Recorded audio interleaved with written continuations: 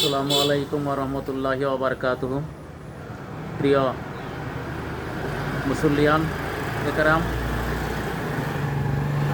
আমি ডাক্তার প্রভাষক S M Majidul Hasan সৃষ্টি হোমিও হলের পক্ষ থেকে দীর্ঘদিন পর আবার একটি ভিডিও নিয়ে আপনাদের সম্মুখে হাজির হয়েছি। সম্প্রতি লক্ষ্য করা যাচ্ছে বাংলাদেশের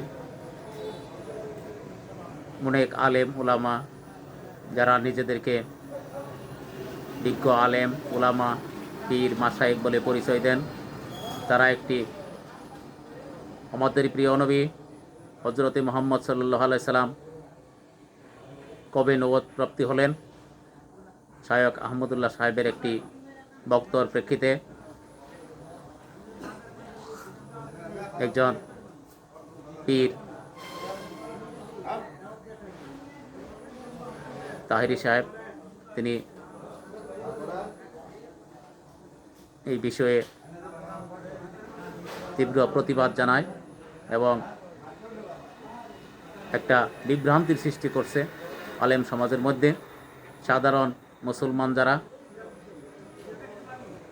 আমি এই সমস্যার অল্প কথার মধ্যেই আপনাদের সবাইকে এই বিভ্রান্তি থেকে আমরা কিভাবে মুক্তি পেতে পারি, এই সমস্যার কিভাবে সমাধান সম্ভব,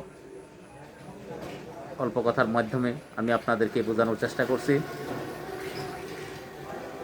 আমাদের প্রিয় নবী হযরত মুহাম্মদ সাল্লাল্লাহু আলাইহি সাল্লাম সর্বপ্রথম আল্লাহর পক্ষ থেকে নবুয়ত প্রাপ্ত হলেন তার 40 বছর বয়সে। তাহিরি সাহেব বললেন যে তিনি সৃষ্টির পূর্বে নবী ছিলেন। এই কথাটিও সত্য, তবে তাহিরি সাহেবের বোঝার মধ্যে একটু ভুল আছে। তিনি হয়তো আরবি লাইনে লেখাপড়া করেছেন, কিন্তু সঠিকভাবে মহান রব্বুল আলামিন আমাদের প্রিয় নবী শেষ নবী হযরত মুহাম্মদ সাল্লাল্লাহু আলাইহি সাল্লামের বিষয়ে তিনি পরিপূর্ণ জ্ঞান আহরণ করতে পারেন নাই, যার কারণে তার বোঝার মধ্যে একটু ভুল হয়েছে। আমাদের প্রিয় নবী করিম সাল্লাল্লাহু আলাইহি সাল্লামকে আল্লাহ তাআলা সর্বপ্রথমেই সৃষ্টি করেছেন রূহুর জগতে, এবং মানুষ হিসেবে তিনি মা আমিনার কোলে থেকে আবির্ভাব হয়েছেন এই পৃথিবীতে 570 খ্রিস্টাব্দে। এই তথ্যটাই সঠিক। তাই আমি সমস্ত বিশ্বের সমগ্র মুসলিম ভাইদেরকে বলতে চাই, এ নিয়ে আপনারা কেউ কোনো বিতর্ক করবেন না। নবী করিম সাল্লাল্লাহু আলাইহি সাল্লাম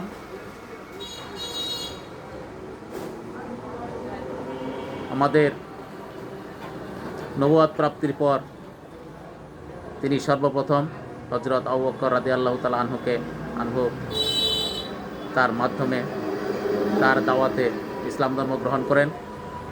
আমরা মনে করি তিনি প্রথম ইসলাম ধর্ম গ্রহণ করেছেন সাধারণ মানুষের মধ্যে এবং ইসলামের প্রথম খলিফা। তাই আমি বলতে চাই, রূহুর জগতে যে তারকারাজি হয়ে জ্বলজ্বল করছিলেন আমাদের প্রিয় নবী হযরত মুহাম্মদ সাল্লাল্লাহু আলাইহি সাল্লাম, তিনি আমাদের এই সময় আল্লাহর মনোনীত নবী ও রাসূল ছিলেন। কিন্তু এটা আমরা যারা শেষ নবীর উম্মত, তাকে আমরা নবী হিসেবে তিনি যেদিন প্রথম ওহীপ্রাপ্ত হন আমরা মনে করি সেটাই হলো তার নবুয়ত প্রাপ্তি, এবং বিশ্ববাসীর কাছে তিনি যে শেষ নবী,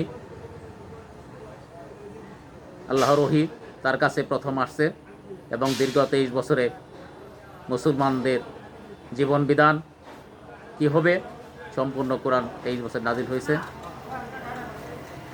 এটাই সঠিক এবং সত্য।